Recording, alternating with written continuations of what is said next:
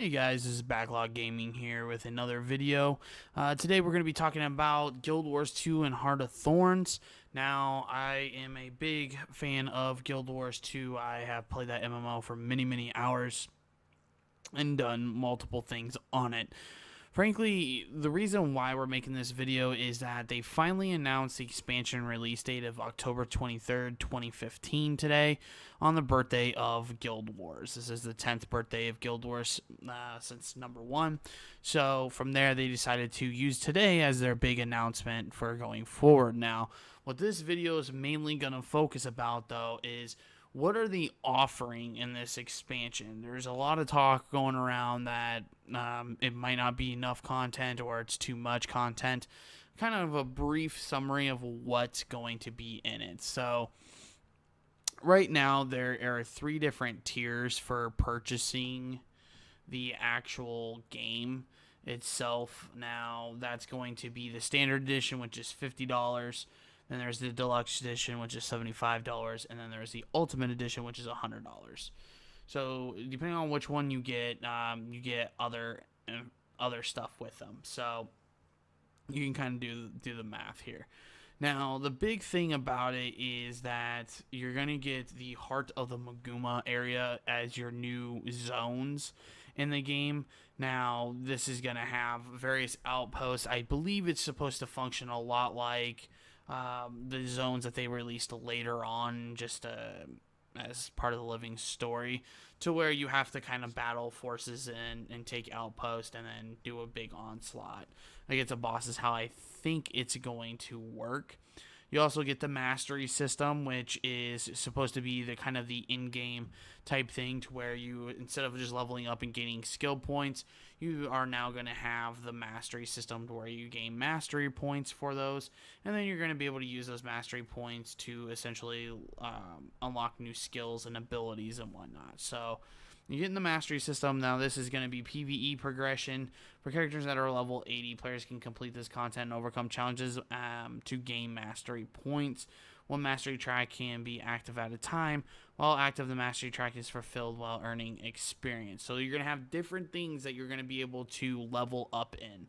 Now, a couple of these I've seen is like exploration, to where it's like the hang gliding that they're offering where you can fly. Legendary weapon precursors was one for collections. There's Fractals of the Mist, that was a major one, and then mentoring badge, which is for characters for like speed boost in cities and bonuses and crafting or reviving and picking up loot. So there's going to be different paths that you're going to choose, and then you're going to expand out on these, obviously, to keep people busy and progressing. So there's going to be one new profession that's going to be Revenant. Now, they kind of transform into different kind of gods or famous people from the Guild Wars universe. Now, we have King Jarlath, Malix, Ventari, Shiro, and Glint right now have been announced. So there may be more in the future. I don't know. The Revenant class, I wasn't interested in playing it. It is a heavy armor class, though, so it would go good with my warrior, considering everything is ascended level. I can transfer between characters since it's an account bound. Along with this, every class is getting an elite specialization. Now, just to kind of throw a couple of these out there, Guardians getting longbow. They're going to gain a weapon and kind of like a different style of gameplay. So Guardian's going to be called Dragon Hunter. They're going to have the longbow and traps. Revenant is going to have Herald, which is going to be the shield and legendary dragon stance. Warrior is getting Berserker with Torch, and they specialize in rages. Engineer is unknown right now, but we do have it confirmed that it's going to be a hammer weapon. Ranger is going to become a druid, which is going to use the staff. Thief becomes Daredevil, which is going to use the staff and physical type abilities.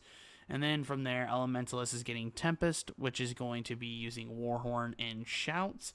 Mesmer is getting Chronomancer, which is going to use the shield and use Wells to like reverse time and whatnot.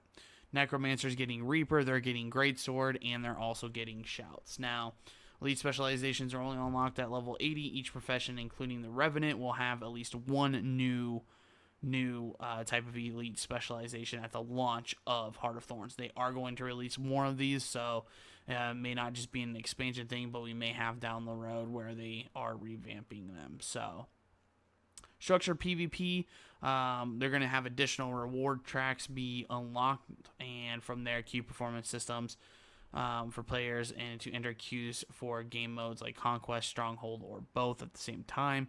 They're going to revamp PvP leagues, and then from there, reward unique skins and badges for the display, and update dishonorable system, which is basically when somebody leaves. Now, the big thing in structured PvP is the new PvP kind of map / game style, which is going to be called Stronghold.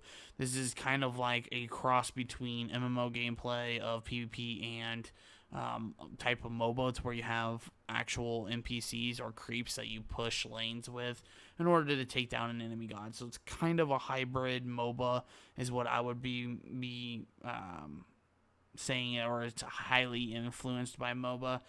Honestly, my feeling about it is that I'm also a big Smite fan, so I really wish they would have just went third-person MOBA with a structured PvP mode and just released like your champions or whatever you want to name them, your playable characters as the people from the past of Guild Wars 2 or in the people of the current of Guild Wars 2. So I think that would have been a smarter way to go. Have microtransactions for skins exactly like Smite, exactly like League of Legends, and from there just build it as that being a structured PvP if they were going for something that's going to be competitive and that they wanted to kind of capture that market of like the MLG market and whatnot. They could capture it a lot better by just going MOBA. That's my honest opinions about the subject, but we'll see what Stronghold will give us. Hopefully it's good. World versus World is going to get a desert borderlands. Now, this is going to have an earth keep, a fire keep, and an air keep. These are going to be able to do different things. It's a huge map.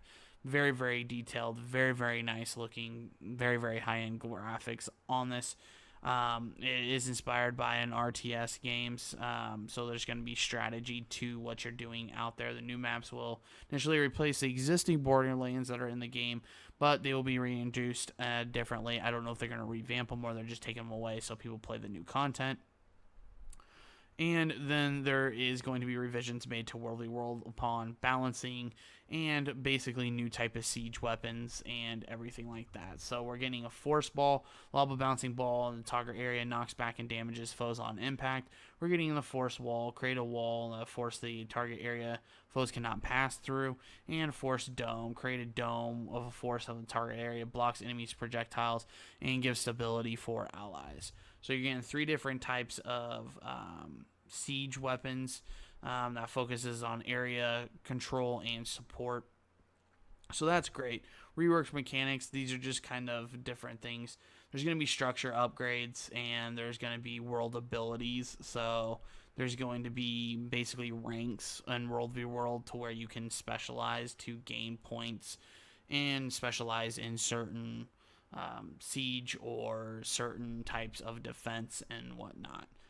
Another big thing that's coming in this expansion is guild halls. Now, guild halls is basically going to be where an area where your guild can meet.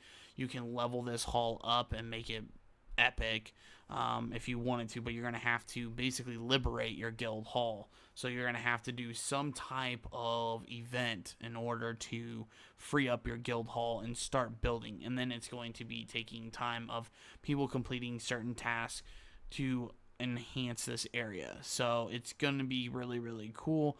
I don't know how deep they're going to go into the furniture system of the guild halls, but it seems that it's going to be a really, really fun feature for big guilds or even small guilds potentially could be using this. So guild teams is going to basically be for Conquest and Stronghold maps.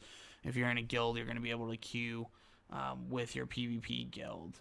Reworked mechanics, they're going to rework guild chat, guild currencies, guild upgrades, guild missions, guild claiming. All those are getting improvements on them. I'm not going to go into details 100% of what they're getting. Just if you want to check it, check the wiki, and from there you can get a detailed list.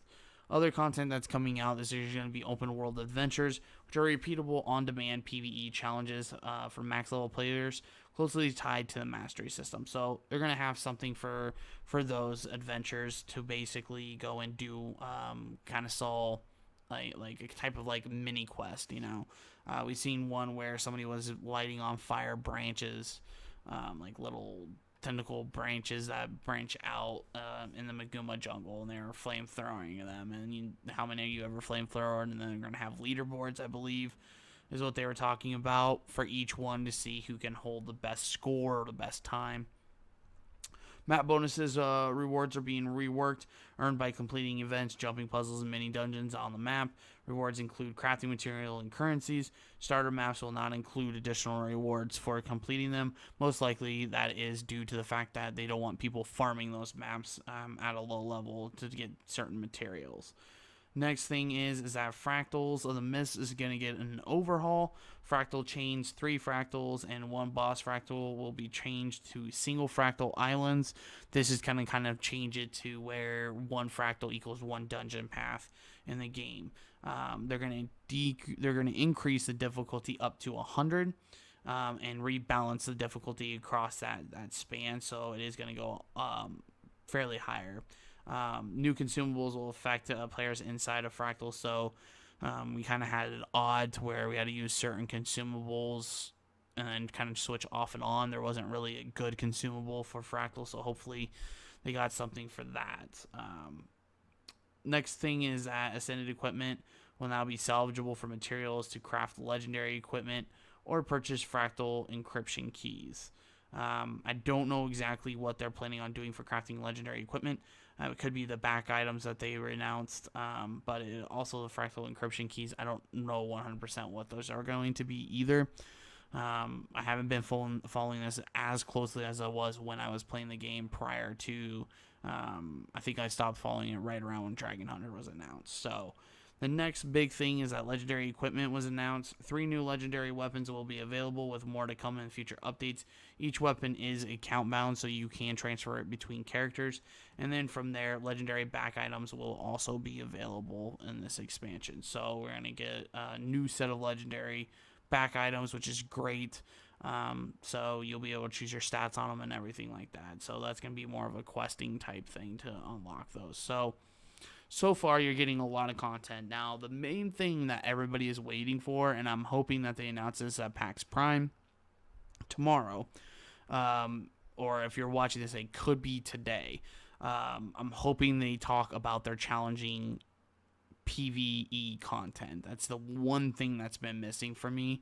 In this game, I was highly into PvE. In this game, I was doing dungeon speed runs with a kind of a static group or primary static group with guildmates and whatnot.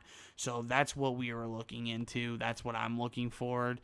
Right now, I'm taking a break from the game. I'm playing tons of other games that I own. I don't know if I'll return for Guild Wars 2 Heart of Thorns. We will see.